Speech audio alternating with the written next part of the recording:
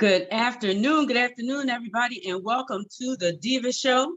You know I'm on every second and fourth Thursday from 12 noon until 2 p.m. And today we have a phenomenal special guest, Miss Black Madam. Hi guys, how are you? So today we're going to be talking with Black Madam. We're going to find out some things today. You know, we're going to talk about quite a few different things. We're going to talk about what you've been up to. We also going to talk about where the name Black Madam came from. Yes. We're going to touch on that just a little bit. We're going to talk about what you're doing now. Your music is just phenomenal, where you can find her music and check out her music and her videos, as well as checking out her book. So what I'm going to do is I'm going to let you introduce yourself, and we're just going to jump right into it. Okay. Well, child, Black Madam is out of jail, and I'm here to resume world domination without a Deeva. Yes. So let's jump in and get started. Now that's a heck of an introduction. Well, I mean, I've definitely calmed down since I, been in a clanker, because it was quite challenging. I'm not going to lie, it was challenging, but I rose to the occasion, and I'm here. Okay, that's what's up. And you have such a positive spirit and glow about you. Like you ready, and from what I saw, like you're tackling some things that a lot of people that have been out here saying that they're trying to do. It's like you came out and just hit the ground just running. You're just doing a doggone thing. I mean, back to back to back. Yes, right? I was I was back there in the recording studio the day that I got out of prison, literally, and I'm going to put some pictures on the internet once we get everything situated with my social media. But I was literally in my jailhouse browns, my sweatsuit, the shoes that they gave me. Well, I actually got out the shoes and then put on a pair of bubblegum pink stilettos to match my key mark that I had on. But yeah, I was out of jail in the studio that day, that evening, recording Bougie Bitch, which will be my next, what's that about? Which will be my next, well, actually my first post-prison debut single. Yeah, it'll be out in a couple of weeks. We're preparing now, getting the wardrobe and everything together for the photo shoots. So it's going to be quite different than what everyone's accustomed to me doing, but I think it's going to be even more exciting, especially the fact that I've being in prison and touching the base of the urban culture. I had no choice. I lived in the urban atmosphere of prison. It kind of got to me through osmosis. So I'm ready. And I was away for 40 seasons. My fiance counted them, 40 seasons, summer, winter, spring, and fall, 40 seasons. And I wrote 40 songs. I came out with 40 songs. So my next one is we're in there now recording Infamous Black. Oh, wow. Yeah. So tell me a little bit of background for your selection of Bougie Bitch. Who is she? And why is she this bougie? Bougie Bitch came along because, mind you, when I first got to prison, I learned how to crochet. The first thing I did was learn how to crochet. I crocheted a Coco Chanel blanket and the shams, and I made little doll houses and doll figurines. And honey, I had my cell, look, it was a doggone showplace. All the inmates were walking by, looking in there saying, oh my God, look at this. Rugs, everything. And I spent the money to do it because I wanted to live comfortable in jail. Madam needs to live comfortable. But anyway, the search team, there's this thing called search team. And these people come into your cell like the Gestapo. And they announce that they're here to search, and they're taking anything that's a contrary to the policy there. And when they took everything, when I say everything, hundreds and hundreds of dollars of stuff, and not to mention the money, but the time it took me to make the things that I made for my comforts in prison, they took it and said, Madam, there is no glamour in state correctional facility. Oh my. And I said, oh, okay, well, all right. And baby, for the next 7 years, I made it do with them white sheets and everything that they gave me. That was it. I just used that and kept everything as polished as I could according to the policy, because, a child wanted to get out on her minimum and get back to the public. So with that all said, Not to mention the harassment that I went through in jail because I was doing a lot of writing. And the jail was intimidated by that because they didn't have that type of person to ever grace and come into the prison like that. Not to say that other women didn't do it, but they didn't do it the way that I had did it. And when I say that, I mean that I had a lot of support as far as the press and media. They all wanted to know what was Madam doing while she was away and everything. So they were kind of scared that I would like divulge some of the things that they did. And this is just, I'm just speaking of Cambridge Springs. Cambridge Springs is a mother, honey. Oh, it's a mother. Now, RCF prior to that was good. I did those 3+ years perfectly. Everyone kind of got endeared to me. A lot of the officers and guards gave me their support and was like, I don't even know why you're here. And child, they would sneak me hoagies in, because you know I'm a girl from South Philly. I love a nice Italian hoagie. So they would sneak me hoagies in, and they just really made me feel comfortable in the county jail. That was for 3.5 years. Then I got upstate to Cambridge Springs, and they were nothing nice. So I tricked them and got them to move me to Muncie, which is supposed to be a little bit more militant. But I knew that if I could just keep under the radar at Muncie, that I would get out, because if I was to parole from Cambridge Springs, child, we wouldn't be talking right now. They'd still have me locked in. They probably got me in the hole. My last day there, I was in the hole for 60 days. Yes. But anyway, to get back touching on your question, with the bougie comes up, because with that, I say the Pennsylvania Department of Correction, they tried to take everything from me. They took $20 million as my fruits of crime. There's no accountability for it. I know them. Let me zip up. But I know them detectives. God. Wow. But anyway, they took that $20 million, left penniless to fight my case. And with that, I say they tried to take everything from me, but they couldn't take the bougie out the bitch. I know that's right. And that's where the song comes from. Yes, and I got a drink to that. So we have, since we're discussing it, you don't have to go into grave detail, but since we are talking about the fact that you did some time. A dark decade, baby, a very dark decade. Every minute and every day of it, you know what I mean? You did that time, and now you're out and you're doing your thing. But I want you to share with us, because some people may not be familiar with Black Madam and understand the circumstances on why you did go to prison. If you want to just touch base on it, just briefly, because I don't believe in like bringing your past to overshadow your future, because your future is just amazing. I can see it myself, and I was watching your videos and stuff. Thank you. So if you could touch base on that. Okay, well, for about 17 years I had, and I explained it in the book Infamous, I had started out as a madam. And once I met my fiance, and it kind of was shortly after the death of my father, I just didn't want that anymore. I didn't want to be the facilitator of men to be able to cheat on their wives and their significant others anymore. So I felt convicted in my spirit, and I said, you know, I want to do something different. I got to find something different. But by this time I was making a ton of money. One thing I will say is God blesses my path, whatever I go for. So I had made a ton of money, but because I didn't want it no more, I had kind of waned off it. A lot of failed investments. At that time I had iMusic Web, which was a webcasting network, and a club. I had clubs, and I wanted to kind of parlay my way out of being a madam with these investments. However, when my dad died, I was done. And I felt for my mom, because my mom and my father had been together since they were children. They had literally lost their virginity together on Valentine's Day. And I won't read the date, but anyway, and then they conceived me. So I was conceived of 2 virgins. And so my father was all my mom ever known. So I literally stopped everything when my dad died to go home and be with my mother, and while she was in mourning.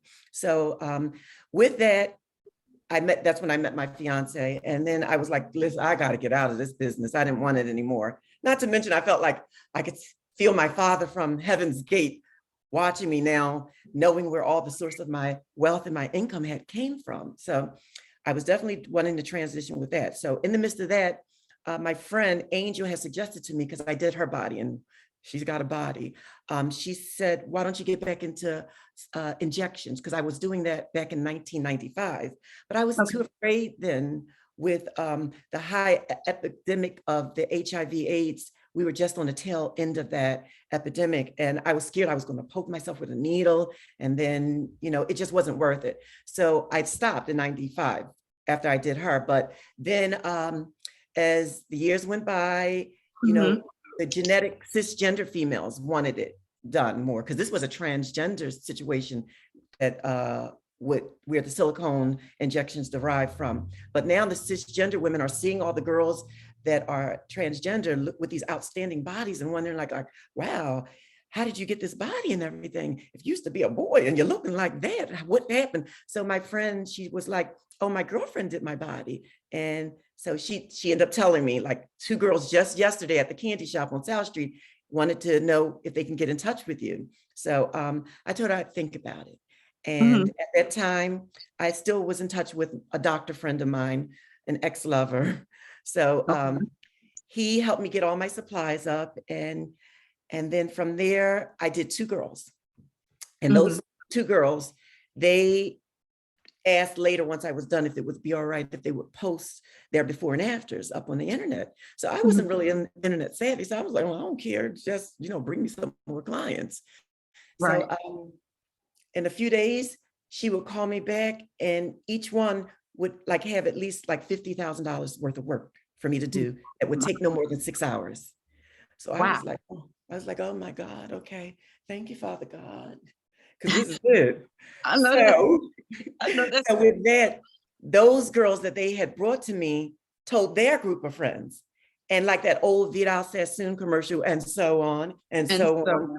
All the way up until celebrities had started contacting me. And it just took from there. I did a lot. I don't want to name drop. I don't name drop. I was ready to say, I don't know if you want to name drop, but yeah, I let's just say I've done the pinnacle, the one that everybody trying to be like.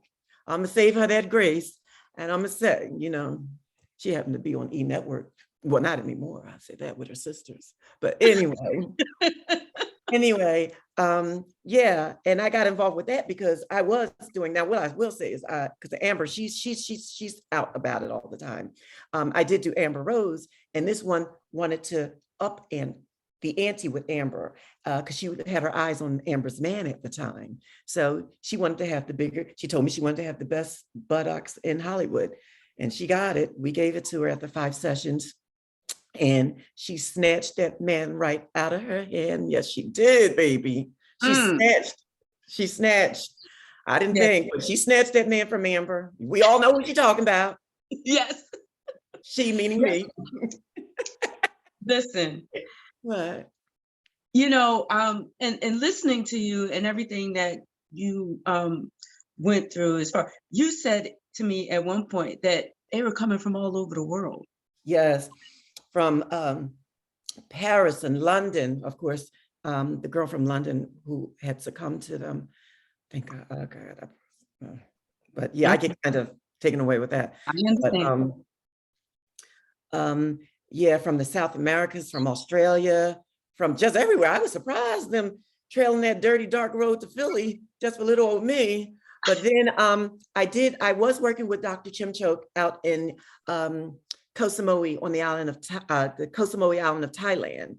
I would go out there and he would oversee me. This is how I got so comfortable doing the injections. He would literally oversee me in his office while I was doing his patients, because he said that he didn't have the expertise that I had as far as artistry. So we made the arrangements with a little business that I had going on called The Secrets of the Orient, which is listed in my book, Infamous by Black Madam. But yeah, so he would have me do that. And I kind of got used to just, hey, I'm doing it for the doctor. He can't do it, to where I brought that back home and I was doing it and felt more comfortable just doing it on my own. So, but yeah, they were coming from everywhere. I had a place in Paris that I would frequent, that I would see my girls in Paris if I wasn't in the US at the time, and also in Thailand. So between Thailand, Paris, and Canada, I had offices, also not to mention here. And when I say offices, I mean hotel rooms that I'm staying in. Oh, I said, oh my Lord, hotel rooms that I'm staying in. But I mean, I set it up like an office while I'm there. I'm there for 2-3 weeks. So hey, it's my Right. holidays. And the girls poured in. Yeah. Okay. So in saying all of that, you actually, were able to pull clients from all over. And I'm not going to stay on this part of it, but unfortunately, something happened in the process, and they decided to prosecute you for it. Yeah. And that's why you spent your time in jail. Yeah, Um, they actually wanted to give me 35 to 70 years. Yes, indeed. oh my. But for the grace of God, and I promised God, I said, God, if you get me out of here, I will proclaim your name. And I ain't no holy roller, but honey, I'm a believer. Because I said, get me out of this. And because I was in a lot of little stuff. I said, no more. You the Father, child, yes, I bow down. So, Yes. and he got Yes. me out, and here I am. And so, yeah. you know what?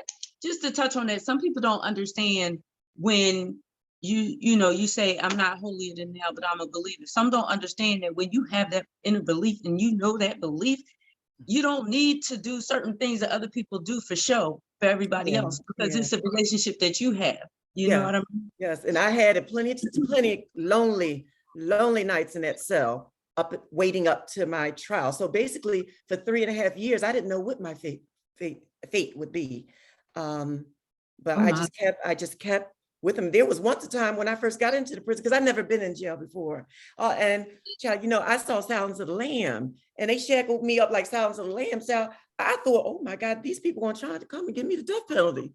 I thought that for at least 2 months, thinking that the death penalty gonna come any minute now, because there were people in cells next to me that had capital cases and stuff. And this was everywhere. My case was on the news more than theirs was. So I was like, oh God, it's coming anytime. So yeah, it was a trying moment, but I made it through. And it was a very cold and steely, raw period where I really had to like come to grips in my faith with God and say, God, just please get me out of this. I know I've been a bad little girl with certain things, because child, I was into everything. Child, black magic, who, voodoo, what? I was just curious. Well, But there's nothing wrong with it. It's and nothing I discuss it all in the book. But what I do also, in the book, I walk everyone through it as if it's happening now, from my state of mind then. So I get really rugged and raw in it, but I do put a warning at the beginning pages to let you know that regardless of what you hear, please guard your loins and mind your spirit, because I'm going to get really, really gutter and real in it as it was happening. But don't ever underestimate that I am for sure a child of the Most High God. Yes, I am. So Yes, indeed. with that said, honey, I unleashed the beast. Well, tell everybody again the name of the book and where they can get this book. The book is Infamous by Black Madam.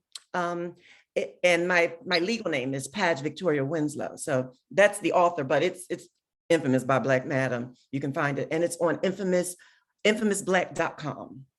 On sale now, infamousblack.com. And mind you, I should let you know, this is the revamped author's exclusive edition that I'm selling on there. You got other ones, and I saw other people selling my book. I said, well, what's going on here? Oh, wow. Child made me want to call the publisher. What you got going on here, Darren? But anyway, I got mind you, I'm just getting out of jail. I got to look at them books. Madam's Right. Oh, yes. Plenty. Most So going up definitely. here. As soon as the parole officer let me, I'm going up to Shore Shop. Yes, I am. But anyway, it's on sale at infamousblack.com. And I need all the help I can, because a bitch trying to stay legal. I know that's right. Listen, y'all make sure that y'all reach out and get that book like immediately, because we're just giving you the gist of things. But in order to find out in detail and everything that actually took place, you have to get the book. You got to get the book. You got to read it. As they all say, you got to see it in black and white for yourself. And it's part of a series. Everyone that reads it can't put it down. And then they're like, okay, they're mad at me, because now they're like, well, girl, when are you gonna let this Notorious out, part 2 of the sequence? So yeah, it's coming. Okay. Now, when did you realize the magnitude of what you're doing now? Like I understand some of the things that you did, you know, being a madam, some of the other avenues that you took, but you're writing a book, but also you're writing music, and Mhm. your music videos are phenomenal. Oh, And it's so much, it seems like it's just so much detail that's going into it. And understand that you wrote the songs, but like I said, you hit the ground running, yeah. and you have knocked out, I mean, so far I've counted, and I may not have them all. I got one, two, three, four, five, six, seven Yeah. songs. There's some people that are still working on one song and trying to get a video, and you have a video for these songs. Mhm. And Yeah. that's what I'm saying. And it's only been how many days since you've been out? I've been out, what, 16 days? Now, what a few of the videos are prior to me going to jail, because Okay. I was doing a lot of that for years before I even got arrested or even thought of doing injections. I've always been doing music all my life, ever since I was a child. My first song I sung, my mother says it was on the Midnight Train to Georgia by Gladys Knight. And she said, Okay. "Oh, the way you used to sing it, you was only 3 years old and you was singing like you was this grown woman with so much, like you knew what love was and broken heart." Yeah, I must have came from another life. Yes. But that's when you have a major connection. It's not just lyrics, it's a Yeah. connection. And certain singers, you can hear it in their tone that they understand what is written, and it comes out when they open their mouth. You know, Yeah. you have to have that connection, because me being a writer of theater and film, you know, I can write the lines on a page, and I always thank my actors, because, you know, it would just be a script if it wasn't for them, Exactly. Yes. Yeah, you know. exactly. You know, Yes. it'd just be a piece of paper. So let's see. I already talked about people finding your book. Your style of music. How did you develop your style of music? Actually, it developed on its own because I started out what I like to call bubblegum music. I sung that. It was me, my sister Sherry, my sister Nicole, my best friend, her name was Tanya White, and then she married Tanya Granger, and my other sister Michelle. There was 5 of us, and we had a singing group. We got our first recording contract. Uh, and when I was 13. So me and Tanya was 13, Sherry was 12, and everyone else trickled down because we were all stair steps. And we got our first recording contract with at Queen Village Recording Studios, Sunshine Group Records, and they were getting assigned to Solar with Jody Watley, Howard Hewitt, and all of them. They kind of wanted to groom us, but I was foolish. We wanted to be we're New Edition, and the rest of them were. So, but anyway, from there, I grew up, and then I got it more into hip hop, because kind of more of, I should say, New Jack Swing, because Aaron Hall and Damon Hall from Guy, those are my cousins. And Okay. also Cheryl Gamble and Leanne Lyons from Mhm. SWV. We're all cousins. They're Okay. all from 163rd and Trinity Avenue in New York City. So at the time, Aaron and Damon were just getting to blow up with Guy and Teddy Riley. And I was singing with their little brother, Deshaun Hall and Jeffrey Okay. Hall. We had a little singing group. Meanwhile, Cheryl and Leanne, they were with Sisters with Voices before it became SWV. And we would all kind of like compete with each other. And they all went and made it. And I was still trying. And Oh, you make I do attribute that to, there were a lot of doors closed for me being trans. Like, I don't even know if we even touched on that yet, but there were a lot of doors closed for me being trans. But as I was in jail and I see what was going on TV and on the radio and everything, I'm like, oh, baby, God just set me down on ice just so the world could get ready for the madam, there you go. Yes. the madama, baby. She is back. Yes. So with that, I went from doing that, and then I went to kind of this, I joined a rock group. I was in a rock group Okay. for a bit, and we did a whole bunch of this Ramones type of stuff. And then Mhm. from there, I just kind of started getting more into rap. And I was messing with, well, I don't want to say messing with, oh, I sound so ghetto. I was dating Styles, who had been Okay. signed to Bad Boy. And we had did a song together, Love to Love You. before Beyonce even touched it. We did a song. The song was, he rapped on it and I just sung on it, and he attributed all the lyrics are to me. I'm going to re-release all this stuff. Okay. And then I left that sound alone for a minute, and I started doing more of a kind of, I don't know, I kind of started mixing things together like hip hop and rock. And at that time, I had just got introduced to Prince, and Prince wanted me to be his protege. And we did 3 songs together. I'm getting those out of storage now to put them on the market before I hit it, because, you know, I was a boy then, but yeah, now the world knows about Madam. So I'll put it out there. But anyway, he wanted me to be like his protege, but after I did those records, I wanted to go to college. So I talked with him and my team and everybody, and they were like, well, if you want to go to college and that's what you're feeling, then go ahead. So I auditioned the tapes that I did with Prince to the University of Arts, and they opened up the door. They gave me full scholarship. They gave me a brand new apartment. Oh, baby, working with Prince opened up doors. So I had that going for myself until I met someone who said, oh, I know a place where boys can kiss boys in the public in this dance place. My little friend Doris Rashad in college, who was a dancer. And I said, where? Mind you, oh, that's another story, but I did have one girlfriend in my whole entire life. But yeah, so I went there, child, I thought the wrath of God was gonna come down on me in this place. These boys kissing boys and dancing with each other. Oh my God, don't let my father come in here. But anyway, with that, I saw other girls like me. And that's what let me know that I can do it. I can go on this path to, you know, my SRS, my sexual reassignment, and how I wanted to go about doing it and everything. So with that said, I had been involved in everything. I got offered deals from Kenny Gamble at Philadelphia International Records. Okay. He wanted me to write for Phyllis Hyman, but well, he wanted my songs that I submitted for Phyllis Hyman to record them because she loved them, but I wanted to record them. But Kenny would say, well, you're writing from, and this is prior to school and everything. He's like, you're writing from from a female's perspective, but you're a teenage boy. What are you gonna do? And he was like, I don't know how to market you, but I think you're a phenomenal writer and everything. And once you get it together, what you're gonna do, I think you'll be a hit. So I kind of walked away from that deal. I had all kinds of deals.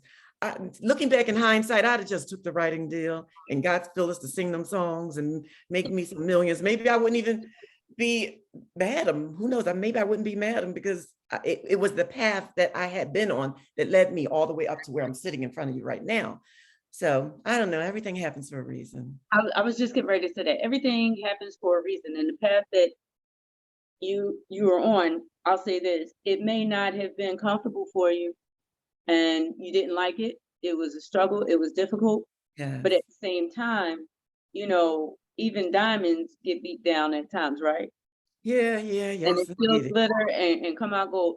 God put you through things so that when you do get where you need to be, you'll be able to enjoy it, because you may not have been able to enjoy it back then. You know what I mean? Exactly. Yeah, I think of that a lot. Indeed. So let me ask you this: what can we expect from you in the future outside of just your Wow. music? I know we talked about something, and I'm going to leave that with you if you want to communicate that or not. Okay.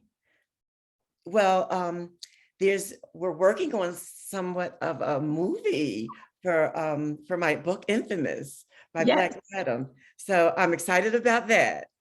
I just actually did a National Geographic's interview with Traffic with Mariana Van Zeller. So that's been getting a lot of good play and leading others interested to me. So we did that. I'm also working with a production team up in New York City about a Lifetime project, not about the movie, because we already got that taken care of, but something more creative on the lines of just a period in my life. So that, and we have what is that? Epic magazine thing coming out. Now, what I'd like to talk about though, is besides all the media stuff, I do have a shapewear line, Assets by Madam, Oh, wow. that's slated. Yeah, I'm working on that now. And we're trying to get an interested, not necessarily investor, but distribution and all that. We'll be doing that. And I'm Can really you excited mention that about that. again? Can you mention Pardon, that again so that the listeners can hear what line it is? pardon me?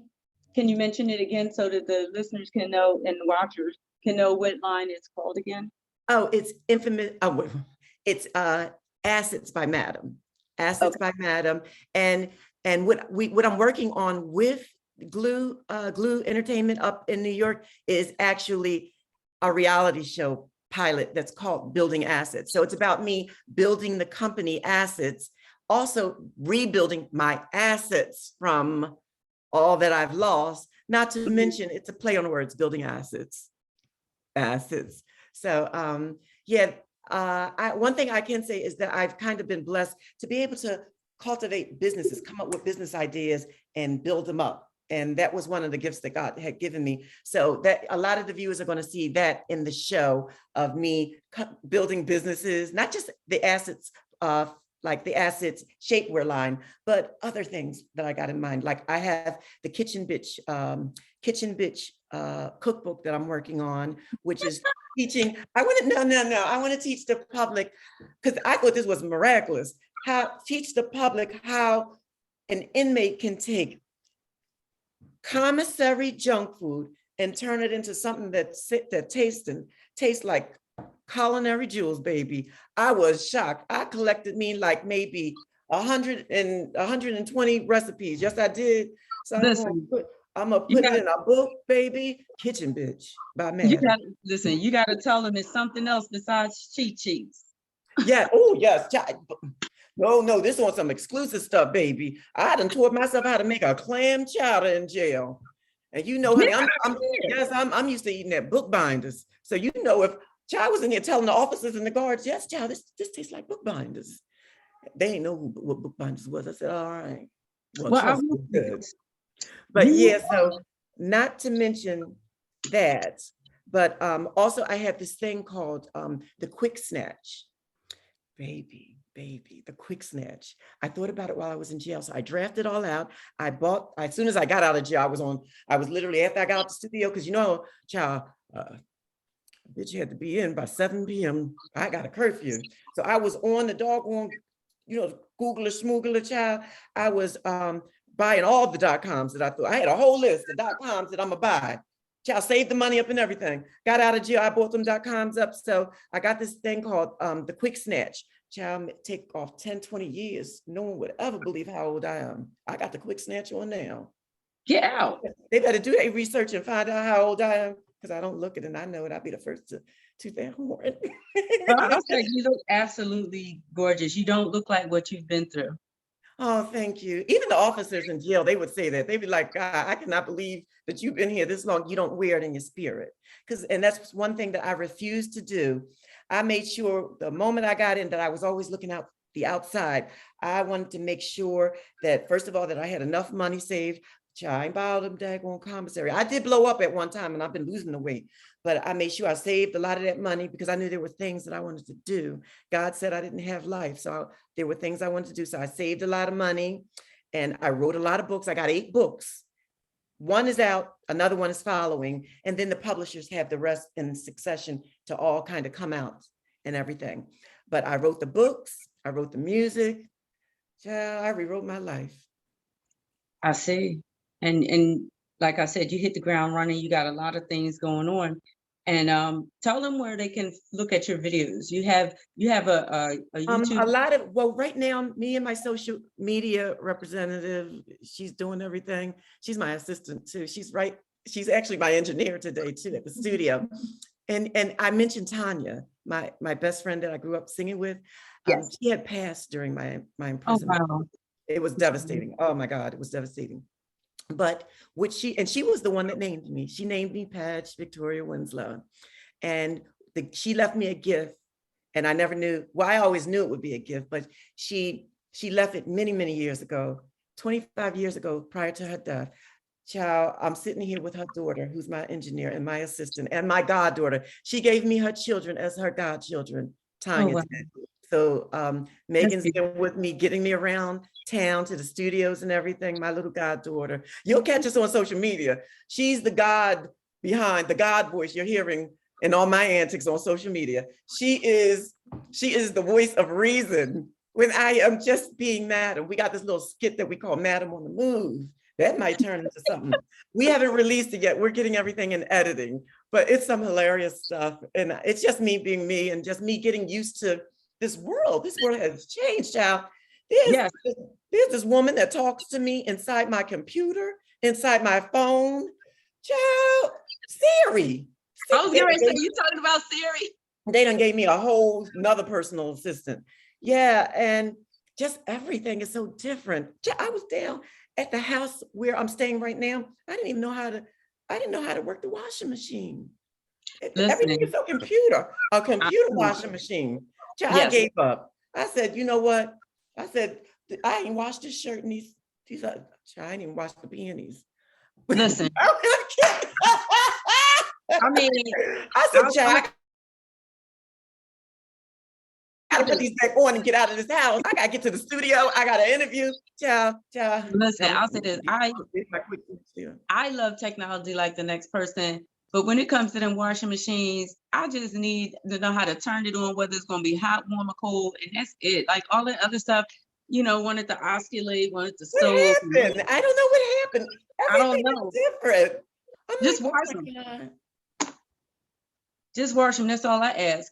Well, I want to backtrack just a little bit because when I asked you about your style of music, I will tell you that me and Cherie and I went to school together. Yes. So okay. Yes, we went to school together. So wow, you didn't tell me that. Yes, indeed. Which school you go to? Franklin Learning Center. Child, and I was there. I was right there. I was in Mr. Brown's class. I was an art major. Yes, I was. Wait a minute. Then we know each other from FLC because I graduated in '87. Well, you know what? Let me tell you how I was supposed to graduate in '87. And okay. Thank you, sweetie. Oh, she keeps the wine coming. I was supposed to graduate in '87. Mm-hmm. And I had grappled with the fact of I was growing into someone that society said I should be, and I wasn't ready. I didn't know if I could. And nothing exemplifies it better than that Boys to Men song from Boys to Men. Now, I will say any day that I used to be a boy, but I never grew to be a man.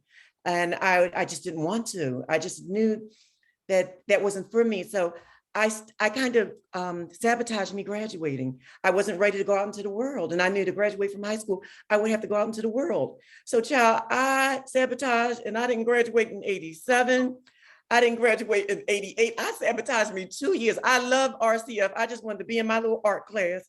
And yes, I stayed there for 2 extra years because you know the credit system, how you can advance as quick as you want, or you can be, I forgot there was one boy there who'd been there for so long. I think you might know, he was a singer. And he had been there for so long. We both know. And I think that was the year that they videotaped the graduation. Yes. We're not gonna name no names, but we know. We ain't gonna name no names. So then came '89, her mother, my assistant / goddaughter's mother, we had a falling out about maybe 3 or 4 months prior to that. And she called me up and said, well, hey, I know we haven't spoken, but I'm about to graduate. And here's, I want to give you a ticket. Will you come? And I said, yeah, okay, I'll come. And I got off that phone. So I said, child, she ain't graduating without me. So it became a competition. Child, I enlisted myself in night school and I caught up in those 3 months, baby. And I was walking down that aisle. And I know that's right. Class of '89. Yes, I went. Ooh, I done just dated myself. Jesus. Well, I mean, the cat is out the bag. And if I plan on selling this quick snatch, I'm going to have to divulge the age one of these days. But child, yes. One of these days, yes. But yeah. I mean, it must be doing wonders, huh? We did go to school together. Melroy, William. Yes. And when I got in the University of Arts, guess who was there? Faye Snow. She was the dance coordinator. Yes, the dance classes. Yes. Mm-hmm. Yes.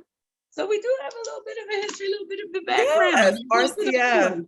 See, I know RCF. Wait a minute. Did I say RCF? No, that's Riverside Correctional Facility. FLC. FLC. All these doggone numbers. Child. FLC. And Yes, listen, FLC. and listening to your music when you were saying R&B, a little bit of rock, I hear it. Mhm. It's like I hear it. It's a different sound. When I say different, it's a refreshing different sound, because I'm telling you right now, you turn on the radio and almost every song sounds the same. Every song sounds alike. No one is doing anything different. No one is trying to do anything different. And it's like people are afraid to take risks, you know? Oh, no, So I'm a risk taker. I see, I like it though, and I like the style, and I like the how you say, the no holds barred, like you just go Yeah, for it. So yeah. I really enjoy that part of it. So I know you have quite a few songs on what is it? SoundCloud. SoundCloud, right? Yeah, SoundCloud. So tell me about one of the songs. Tell me about Ride. Oh, oh, you would pick that one. Oh, I don't know. I was just feeling shy. I wanted to be raunchy. Yes, I did. I wanted to be raunchy. And when I say raunchy, it's not that I mean, I love all the boys and all the boys seem to love me. Child, this messenger, this new gadget, they got messengers. That's the proof. We gotta turn the thing off, child. I Listen, can't be sleep. careful of that messenger. Be I know. careful of that Oh, messenger. I'm learning, child. But I was with my boyfriend, my son's father. Yeah, madam has a son. I was with my son's father, Marcus's father, and Mhm. I don't know, sometimes I just like to be provocative. We used to do role playing and everything, child. I put on a Catholic schoolgirl outfit in a minute. And so that was actually something that I thought of when we were together, and I wrote that and recorded it. Child, I don't know, a couple of things might have happened too while I was in the recording studio recording it. Had to excuse the producers and the engineers. But yes, um, that's where that song came from. I kind of like it. I kind of like the fact that I don't know. Sometimes I just like to push buttons. I don't Mhm. know. I don't know. I guess. Push buttons is very thought provoking. Yeah. You know, Well, while now it's I was listening to that now. I just listened to it yesterday, and I was like, "Well, child, they weren't ready for this 10 years ago, but baby, what you got the doggone Cardi B and Megan Thee Stallion up there? I saw him from the prison cell up on that doggone was it Grammy stage or something? That's yeah. oh God, they had me going. Child, I couldn't wait to get back to the stage. I said, Cardi, holla at me. That's why I said in the song, where you at, Cardi? Where you at, Megan? I'm here. Right. The originator just landed, the Madama. Let's There do it. you go. Yes. And Exactly. I call them out in my bougie bitch song. Okay. Yeah. I really I heard part of Boozy Bitch. I gotta you know how you listen and you hear something and it Uh-huh. tweaks you, but you want to take another time to sit down and actually listen and take it all in. Yeah, So the lyrics are very important. I usually when I'm writing lyrics and I'm out in the world like 10 years ago, I write the lyrics, but these lyrics, every lyric and every song of these 40 songs that I wrote, they have been thought about. They have been, everything is there. Like Bougie Bitch, that was everything that happened. Everything in the case where I say, the judge say, madam, you've been bad. She gave me that 10-year hit. Yes, all of it. And I kind of challenged myself when I was writing too, because I wanted it to be very authentic. Like my prior works, musical works, had been maybe me being a little creative and me being, how could I say it? Me, being like kind of fantasy like a little bit too. But now everything is very, everything is really, really real. Honey, when you get in that jail cell, you really find out who your friends are. I done spent millions of dollars on people, and I can count on one hand those that stood by my side. And those were the people that never even wanted my money, never wanted anything from me but myself. But I thank God. And then I also thank God that he brought people that I didn't even know to come and rally around me. I had professors at Harvard University becoming my friends. And now we've been in it for 5 years now. But they supported me all through emails and letters and phone calls and money to help support me and live. Because a bitch gotta live in jail. Everybody think, oh, you in jail, you don't need anything. Let me tell you something now, for all yous that got loved ones in jail, because I gotta say this, support them. Statistics say that after 3.5 years of doing time, inmates tend to lose all that support. You need that support. You need it. You need it to know that that someone out there is rooting for you, someone out there that's loving you. You need to, first of all, you need to support financially. They pay you 19 cents an hour, but yet they got real world prices. Now, it'd be one thing if I can get a doggone bag of potato chips for 2 cents. That'd be one thing. But no, they pay you 19 cents an hour, but yet they charge real world prices. So that's just barely enough to pay for your cable. So what about the food?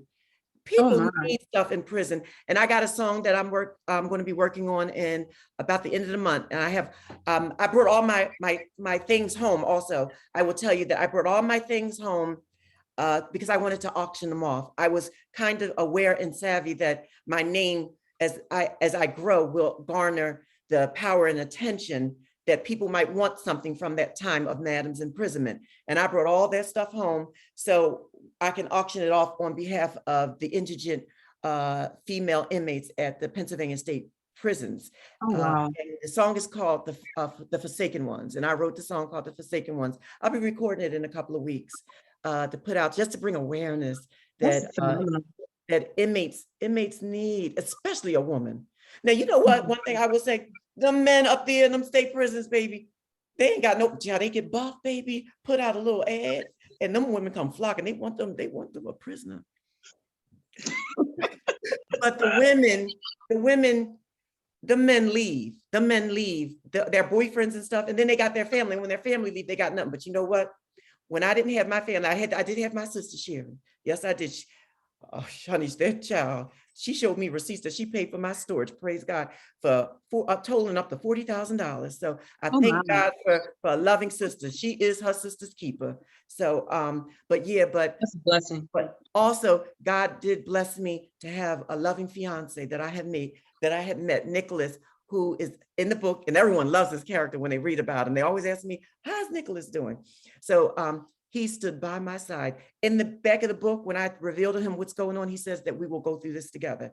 And those words, they never lied. He stood by those words. He is the greatest man that I have ever known since I met him. He is so, he every night we spoke on the phone. Every single week, he made sure that I had money. As a matter of fact, he sent me, child, he sent me, it ain't a JPay. I want to say a JPay. He sent me a JPays are how you send the money to an inmate in prison. But he sent me money just now on my cash. Yeah, he got paid, so I got paid. But yeah, he's so devoted. And so although I didn't have a lot of people, it was him that gave me my strength, my courage.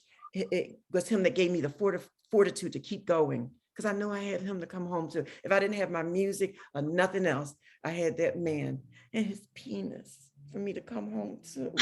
I miss penises so much. I miss them so much. Oh my God. Oh, when the parole people dropped me off at the jail dropped me off at the parole office, and all them boys were sitting there. Ooh, Deeva, I could smell their penises through the penis. Woo! Yes! Deeva, excuse me. But I'm gonna keep it real. It is all right. I love the boys, and the boys love Madam. It is all right. And yes, indeed. Yes, indeed. You are beautiful. I'm just so, I'm glad that you have that support too. You know what I mean? Because like you said, it is really important because a lot of people don't understand being like locked away that way and having so many things stripped from me. Because like you said, everything that you had in yourself that was of value, they stripped you of that. Like when you go through things like that, you know, it kind of comforts you when you're able to talk to somebody and express and let them know what you just went through. And, you know, you have that emotional connection with them. They have an understanding. They can reinforce positivity on you. And then when you walk away from that phone and you go back into your cell, you can lay down with a little bit of a different comfort. It's like a restart. It feels like a restart. Right. A little bit of comfort that helps you continue to get through. Just to bounce back real quick, I do want you to tell them again about the book, only because this is the elongated show, and I just want to make sure that we get them there so that they can get that. Honey, I'm always in for a plug. They call me Madam. I'm always selling something. Okay, you can buy Infamous by Black Madam at infamousblack.com.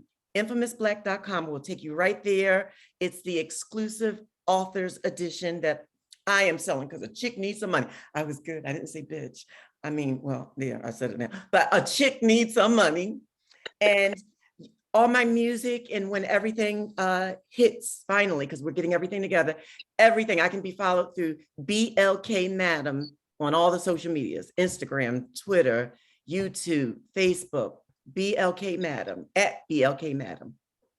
So I want to say this also, understanding your background, and you're very, how do I say, you're very energetic. And it's like, you have that mindset. I say, I'm going to do this and I'm going to do it. And outside of just that within you, what inspiration could you give to someone? Because like I said, there's some people out here that say they're working on an album and they only did 2 songs. You done wrote 40 and you already, are in the studio and been out everything. of jail, and what, 16 days ago, I got out of prison.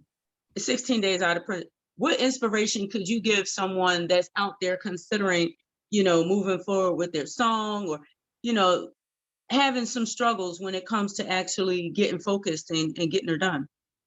Just do it, because you never know what one day to the next will be. I was somebody that had millions of dollars. I am penniless right now, honey. I'm from the gutter up, coming, but I'm coming. Oh, I know I'm coming. But you never know. So enjoy life, live your dreams, do what you need to do, get it out there. Yeah, tomorrow's not promised. And I want to feel like when I'm gone, that I've done everything that I was put on the planet to do. I want to feel like job well done. I don't want to have any regrets, like in the divine state, like, oh God, I wish I had a body so I could do that, or something like, oh, excuse me, thank you, God bless me. You see that? Bless me, I'm blessed, darling. Yes. Yes. But yes, so yeah, you just got to do it. You can't procrastinate. You can't procrastinate. One thing I will say that add to the fuel of me moving so fast the way that I'm moving, child, I gotta always check me out with this mirror, darling. But the one thing I gotta say is having your freedom, your liberty taken away from you the way that I had for 10 years, a decade, not knowing if I was going to die in prison, because sometimes there was medical situations came up and I'm like, well, what the heck is this? Where did this come from, doctor? Why did this happen? I developed something called erythema nodosum on my leg, child. I'm like, oh Lord. But anyway, luckily it's not anything serious. They say it dissipates or whatever, but you never know. I was in that jail not knowing if I would make it out. I didn't know if I would be here. This is no cap up, baby. I really at times was scared, like I don't want to die in jail. So it gave me that drive. That you ever notice when the Asian people come over to America and they start their stores and they get everything started, and you be like, wait a minute, how did they do that so fast? They just got here 2 days ago. I realize what it is. It's the deprivedness of, I don't even know if that's a word, but we're going to use it, to being deprived of that liberty to be able to do this and do that. And then they come to America and America's your oyster and they're able to do it. Well, that's what I was embedded with when I was in the jail cell, that I didn't have it. And what I was able to do, people were trying to stop me from writing my books and all that stuff. So when I got out of jail, baby, I'm not procrastinating. I'm going to do it. That's why it was very important for me to be in the recording studio the day I got out of jail. It was a mission statement that Madam is back. Yes, honey, my hair wasn't even done. I had a Kemar on. It was a pretty Kemar, pink. I like looking at the picture. It's a pretty picture. But I had a Kemar on. I had these drab brown oranges, browns on. Brown, I'm saying orange. I'm thinking of jailhouse orange suits, but it was the brown jailhouse suits. I had the sweatsuit on with DOC printed all over me and everything, but still I wanted to go into the studio like that to take footage for my documentary like that. So people could see I was about my business. So let me ask you this question. It may be a little toughy one. Go ahead. So you said you have a son, right? Yes, Marcus. And how old is your son? He's 25. I had him. Well, I didn't have him, but I got him. Ooh, had him. Technology would have really changed. But I had him since he was 7 months old. I taught him how to walk, his first words were, "Talk to me, mommy." Oh, wow. I was leaving out, and he just opened his mouth and said, "Mommy, no, mommy, no." And everybody was like, "Paige, mommy, Paige, Marcus is calling you." Mark, I let him not call. He don't have to call me madam. But yeah, so they said he's calling you. And I went back, I said, "Oh my Lord." And he knew how to talk since then. So I told him everything. And we were just fixing up his bedroom in our new house, because I was supposed to be on the lam for a year. It wasn't on the lam. I was just doing what my attorney said. They said, "Lay low." So till they brought forth the arrest warrant, which they didn't. So there was no need for me to turn myself in. But when we finally thought that I had dodged a bullet, we got back to getting my household together. Me, my fiance, Marcus, and my assistant, Eve Harlow. You can reach her on at Eve Harlow Photos on Instagram. And Okay. and she where was I? Child, sometimes I feel like I got dementia too. What were we You were talking? talking about how you all were laying low and you were getting the house back together. Oh, I was just doing his bedroom. We were just like finishing up his bedroom when I got arrested. We had just come in from shopping, getting all the little things for his bedroom, and I got arrested. And that was the last time I've seen him. I haven't seen him yet.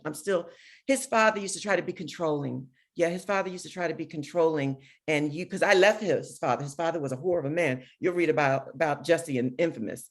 And then I met Nicholas. But his father would always, once I left him, he realized that, what he had in me, and he wanted to get back. But I had met Nicholas and I was in love. So, and I kept Marcus with me, even though he's the biological father. You ain't taking my son. You're not. And Marcus didn't want that. It broke Marcus' heart the day that he found out that he didn't grow inside me.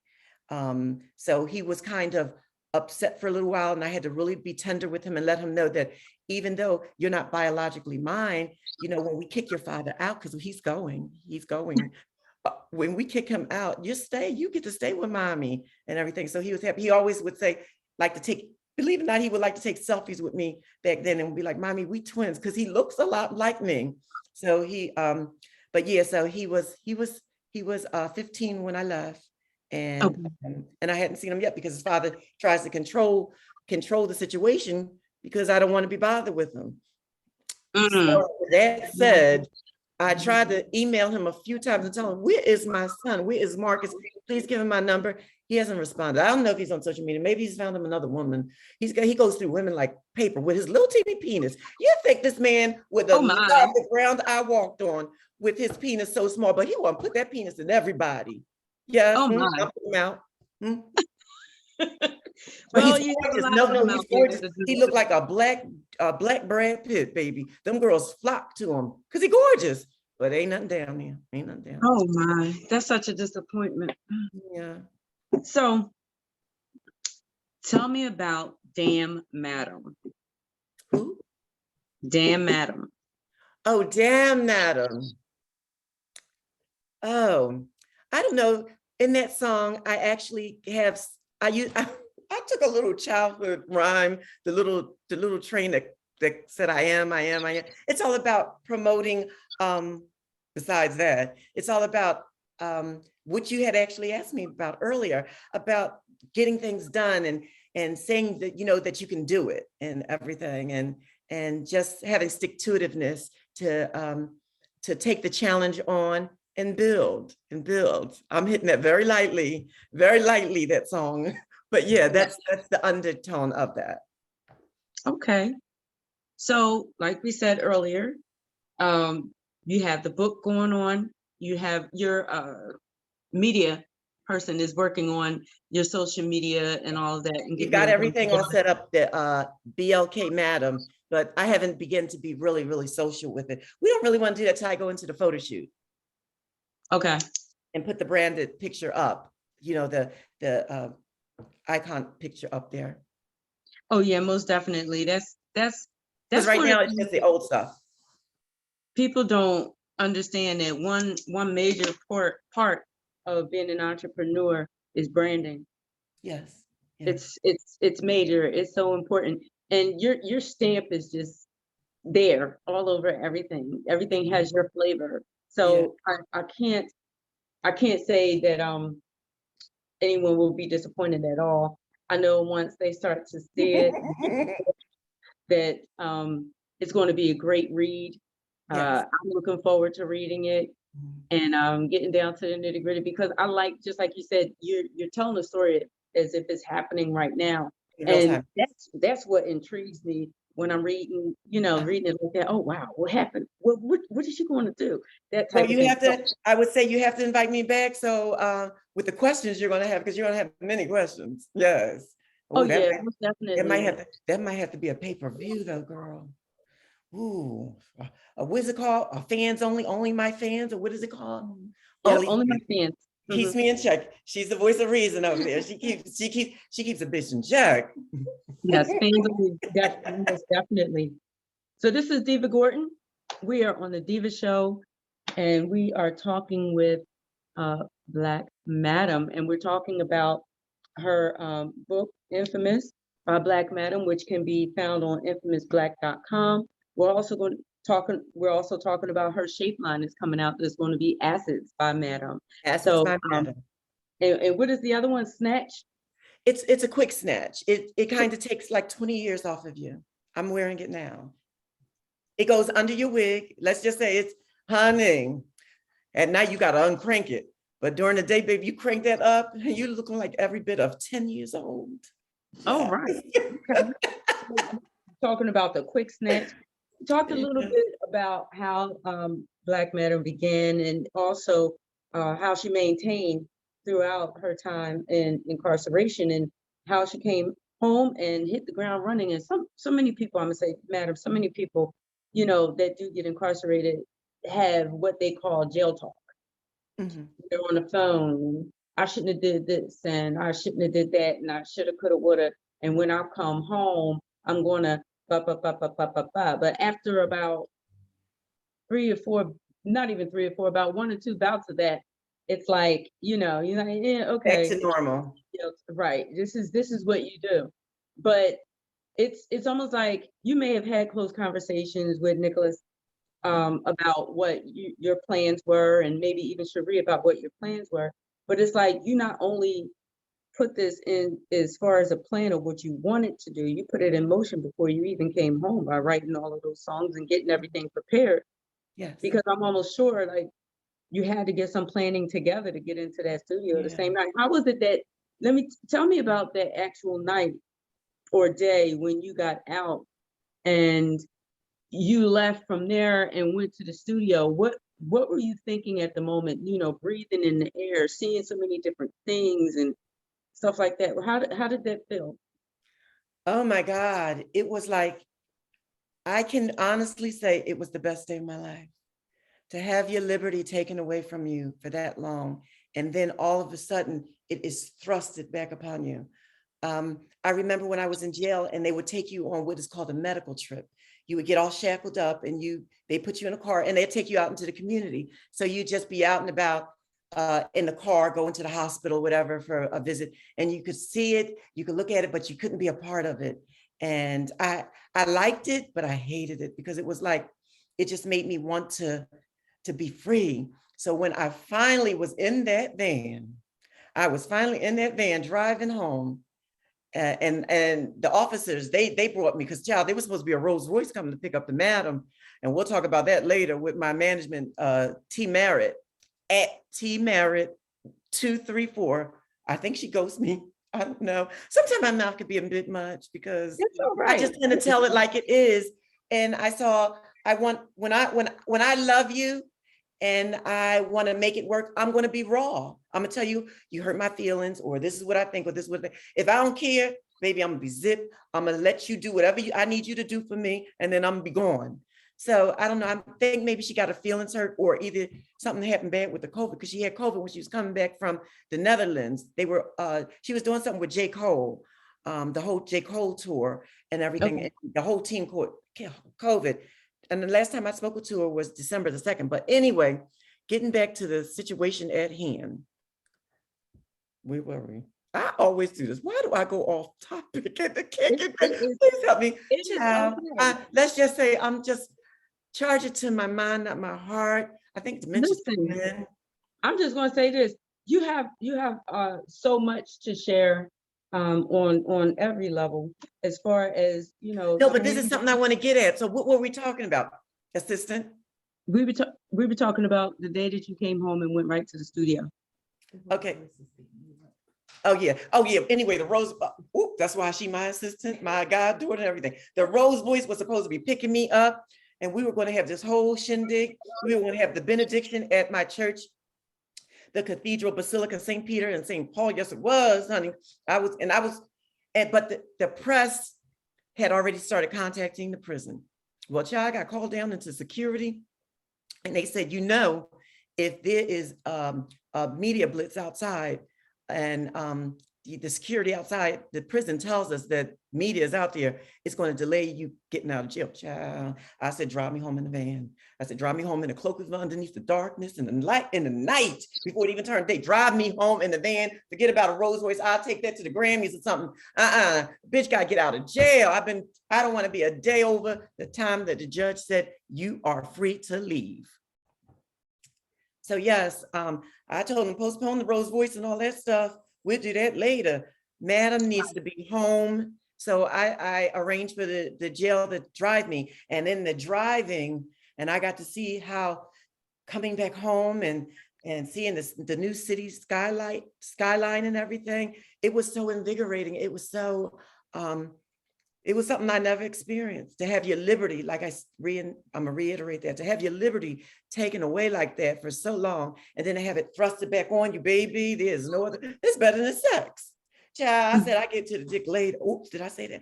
I get to the man later, my man. I get to him later. Right now, I gotta feel this. I gotta feel this energy. I gotta feel the air. And the thing about it is I at first was like, and then I said, no, I can't wish that on nobody. But I was like, child, everybody needs to feel what it's like to go to jail and then to be free. It will change you forever. It will change you forever. Right. You are absolutely right. And like I said, I'm just taken back. I'm just blown away. Like I said, with, how much you have done so far, and what you have coming up. And when we talked the other night on the phone, I was a little tired, but you were spinning circles around my head at the time. I was laying, at first I was laying there and I was listening and everything. I said, let me get up. I need to get up. And I'm listening to you and everything. And I started writing things down as you. Oh, okay, yes. I said, I need to get me a pen. I'm scurrying, you talking, I'm scurrying around, trying to write stuff down. I was like, oh, I need to write this stuff down. Like, and but it's refreshing though, because, there are times where, I might get into, not a stump, but there are times where I'm like, you know what? I just don't feel like this today. But you know what? Like listening to you and, having an opportunity available and then not doing anything with it, it's just so wrong. You know what I mean? It's a waste of time. So you're definitely an inspiration to me as well, because, sometimes as writers and directors, we get overwhelmed a little bit, and then we just need that little bit of a break. But can't take a break too long, because the world is going to keep going on. Now listen, don't get me wrong though. I do every few days. I wake up with this. First of all, I get up at 4 o'clock in the morning, and I wake up with this anxiety. I've been talking to my family, my niece and my goddaughter, my fiance. I talked to him about this anxiety that happens to me, where I feel like I'm not moving fast enough. I feel like there's so many things that I need to do, from my business ventures to practical things, to finding a suitable place for myself and Nicholas to live. And am I going to get a place where I need transportation or not? Or what am I doing? The books, everything. So it feels like everything is kind of like in my mind, to where sometimes I find myself at the seat, stuck by my computer for a minute, until I just realize I got to just take one thing at a time. The quickest way to eat an elephant, the best way I should say to eat an elephant, is one bite at a time. So I just remember that from prior business ventures that were huge, and I accomplished them. And I said, well, I was able to do that, just do it. But don't get me wrong, despite all that I have going on, I am human. I am vulnerable. I did just get out of prison, and I do have my moments where it's scary. I get scared, like, am I going to sell records? Am I going to sell books? Is anybody going to believe in this stuff that I'm doing? What about once I release the things on social media? Is it going to happen? What do I do right now to generate an income? Because for my whole entire adult life, when you read the book, you'll see I've been in, for 17 years, I was a madam from there, which is illegal. And then from there, I got into silicone business, which is illegal. So, but meanwhile, I made this huge amounts of money that I have none to show for it. And then I also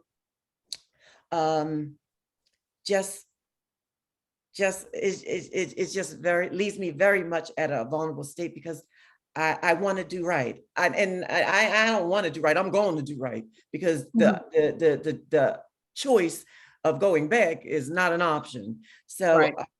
and not to mention that beyond my freedom, beyond not wanting to do any of that, I don't want to hurt anyone. I never meant for any of that to happen with Claudia, and it broke my heart. I was in a very dark place for at least 2 to 3 years, mostly in the county jail, when it was determined, because for a minute it was up in the air. I didn't know. Me and my friends had got silicone injections for years. Since we were young, and we never heard of anything like this happening. That's why I went and did it again, because it was like, oh, child, they're taking a year for it to come back. It's something else, because I do know that she was drinking the Four Loko, but I do take full responsibility of my actions and everything. But like I was saying, the value and the sanctity of a human life, I never, ever want to be the cause of hurting someone. And I think a lot about Claudia's mother, Miss Eunice over there in London, and also her sister, Vivian, in London. I thought of them a lot while I was in prison, and how they must hate me, and what they think of me and everything. And so that kind of broke my heart. Because I mean, I'm a people pleaser. That's how I got into this mess. Claudia wanted more and more and more. And when you see, you'll read the book.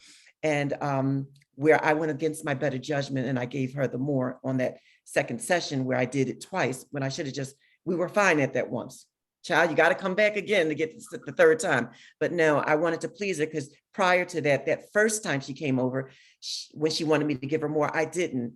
And I sent her back home, and she was angry. So, and the thing about it is, when that was going down, and I'm coming to this conclusion right now, I even had a funny feeling then when she was wanting that more the first time in November. And I was like, no, girl, I'm on a music video set, and that's not how we do it. You got to build. But because she was coming back and forth from London, that's not a hop on a train to New York from Philly. That's, right. You come into all them thousands of miles. So right. I understand her plight. And she had just got accepted to be the lead girl in a music video. And then she was rejected, and the thing was taken away from her when they discovered that she had a fake butt pads on, when they wanted her to get on some lingerie. So when that happened, that's when she started pursuing butt injections. She didn't go through me. She went through the middleman, who wasn't supposed to get anybody off the internet in the first place, but she did. I told her to just bring me family and friends, but she would get the people off the internet and then tell them to say, oh, just tell Lillian, which was my street name, tell Lillian that you're my cousin and she'll give you a discount. So I'm thinking I'm just seeing this child, the middleman's family and friends, and she's getting people off the internet. So with that said, I'm not interested in ever hurting anyone. So that's not something. Somebody could offer me $1 billion right now, baby, and I'm hungry for money. Oh, baby, I am hungry for money. I need it. But I would say absolutely not. Probably try to press charges against them. Trying to do that. No, but no. Yeah, so that's not anything that I ever desire to do. And I definitely don't want to do the escort business, get girls and stuff working the escort business, because I'm really fortified in my conviction that I just don't want to be bothered with that. And I don't like the idea of me taking part in men cheating on their wives and their girlfriends and stuff, and their significant others, because there's some men that's, got their boys. I had them too. I had boys working too. I was a mess. Listen, it is what it is, and everything had its date and time, and now is a different era. It's time for everybody to actually get an opportunity to enjoy Madam in a different light. Yes. It's time for Madam to actually, show everybody, more about you that they can enjoy other than what they read in the newspaper, that Oh, you're a God. beautiful Oh, person. let me address that too. Let me Yes. address that. Okay. So, child, when they arrested me, they plastered that huge picture of me. I was huge. But let me tell you what happened. I'm gonna tell you, no, no, no, no, no. Child, when they told me that somebody died, I was done. I didn't want to have sex. I didn't want to go to the studio. I didn't want to do nothing. All they could do is bring me a steak and some Haagen-Dazs ice cream so I could, because I'm an emotional eater, like Janet Jackson, child. I am an emotional eater.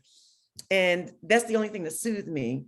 I had sex with Nick for the whole year that between the death case and me going to jail. I didn't want to do nothing. Don't touch me. I do it with my hand or something. But no, I just didn't want to do anything. And I gained 75 pounds. But and then my lawyer came to see me when I finally got arrested. And he was wanting to know, who the hell are you? You are not that girl I met a year ago. And that's when he said, if I was you, every time I thought about eating food in that cell, I do jumping jacks. He told me to do 100, but I did 50. I could only do 5 when I first started. But he said, Okay. and that's what I did. I just ate the green vegetables. I ate the meat. And I did 50 jumping jacks 3 times a day. And I lost 75 pounds in 2.5 months. By the time he took me in for my preliminary hearing or something, 2.5 months later, honey, Madam I was thinner than I am now. I'm getting it together, child. Yeah, I'm getting it together. But anyway, yeah, I wanted to address that. I was so big. And I hated that they plastered that picture of all pictures all over the media. I said, well, child, the boy's gonna run. Just like Child, they gonna listen. run. Now, But don't she's take offense when back. I She's say back. that. She's back. Yes. And don't take offense when I say that, but that's definitely a typical woman. Now, this news story was major, Uh-huh. but one of the things that you looked at, okay, that's major, but why y'all have to make me so big? Yeah, all the pictures. No, when the case first hit a year prior to that, child, they put the music videos out. People were calling me like, girl, you on the front page of the Daily News. And they were like, so other people, you on the front page of the London Sun. And then everybody, but the picture looks lovely, madam. The picture looks lovely, Paige. Everybody, I said, okay, does it? Okay, good. And then I went back to being depressed. But yeah, it's all about image. You gotta hold up the bloodstained walls, regardless. Yes, yes, and hold it together. Well, I definitely will be having you back on the show. We're going to, you and I are going to be communicating quite a bit. Yes. Like I said, looking forward to reading and reviewing the book. And when you come back on the interview, I'm going to have some questions. I'm Yes, going to have. and guess what? Madam's going to answer it. I know that's right. I know that's right. Is there anything else that you would like to, tell our audience, and also tell them how they can check out some of your work, if you want to divulge your Facebook page, if they want to check you out, things? Got it. All my prior works are on YouTube at Black Madam. You just go on YouTube, search Black Madam. I have a whole page still there. Child, I'm locked out. I hired somebody from jail, the assistant, to handle all my social media. She was doing fine for 3 months. Then she got mad because I told her that she wasn't doing the things that I wanted her to do, that she was supposed to be doing. Child, she got mad and sabotaged everything, locked me out of everything. AOL, YouTube, Twitter. I can't get into Black Madam nothing. They done made me BLK Madam, but that's okay, because kind of like the edginess and the updated modern version of BLK Madam. Child, I wanted to do B Madam, but then I said, no, that sounds too much like Cardi B. But so it's BLK Madam. It's still you still feel the Blackness of it. So, but if you want to check out all my prior work, we will be putting it on a new BLK Madam social medias. But for now, they're on anything Black Madam. You can just go on the YouTube, Twitter, Facebook, all the Black Madam platforms, and you'll find all the old music. Now, you want some new music like Bougie Bitch, Infamous Black, because I got a song called Infamous Black too. I'm recording that today. And also Slay. Oh, baby, y'all gonna love Slay. The ballroom kids, all y'all ballroom kids, get ready for Madam Slay. Y'all gonna love it. Y'all gonna be on YouTube and TikTok doing it. And also, yeah, that's it. We should be kind of launching my actual day-to-day presence on social media in about 2 weeks. So Okay. but for now, if you want to see the old stuff, go to Black Madam across all the social medias. For all the new stuff in the waiting wings, you can go to BLK Madam. For the book, of course, infamousblack.com. All right. Yes. Well, thank you, thank you, thank you for being our special guest Thank you today. for having me. I'm sure everyone enjoyed the show. I enjoyed it. I enjoyed talking I to hope you. it brings me some new fans. Let me tell you, I need girls. Where are the girls? Child, we put the picture up. I don't know, one day I had no followers. The next day I woke up to all these follow requests on the Facebook and this messenger. Child, the men started ringing. My phone, they can call you now. They can call, Yes. I don't know. They called me on the messenger. I got to disable the messenger before I go to sleep because the men, I didn't know how, I just got out of jail. I hit the button, the men are sitting there. Some of them were naked. They were just sitting there looking at me, staring at me. It was night here, it was day there, so I take it they were around the world somewhere. I got them from Saudi Arabia, Dubai. I want that Dubai money. That I want that.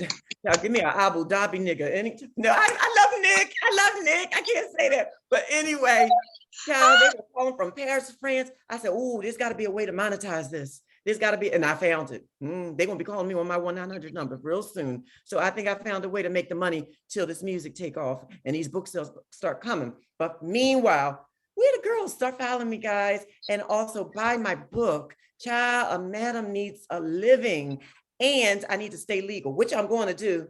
But I don't want to be a pauper, child. Child, I'm madam for a reason. I got to live a life, the life. I love it. I love it. I love the confidence. I just love the flair and the pizzazz. I just love it all. Oh, thank you so much, Good. Deeva. Well, we will be talking again, of course, you and I off air. And to everyone out there that's watching, this is Deeva Gorton with DEU Productions, LLC. You are watching the Deeva Show with Ms. Black Madam, who will be coming back as a special guest sometime very soon. In the meantime, in between time, make sure that you go on infamousblack.com and purchase her book that's going to be telling her story in detail. You might want to get that so that you'll be up on what's going to be coming soon. All right, what's on the platform. All right, Black Madam, thank you so much. Thank you, and thank you so much for having me. And thank you all of you for listening. And please follow me at BLK Madam on all the social media platforms and buy the book at infamousblack.com. All right. Thank you. And we're out. This is Deeva Gorton from DEU. Peace, love, and here it is. I know that's old, you know, from the old school, but it is. Yes. We will talk soon. I know you got a busy day, so you enjoy the rest of your day. Thank you. I gotta get back here and record. They waiting for, oh, here's the engineer right there. Okay, nice to meet you and see you, and call me. I will. Talk to you later. Bye-bye.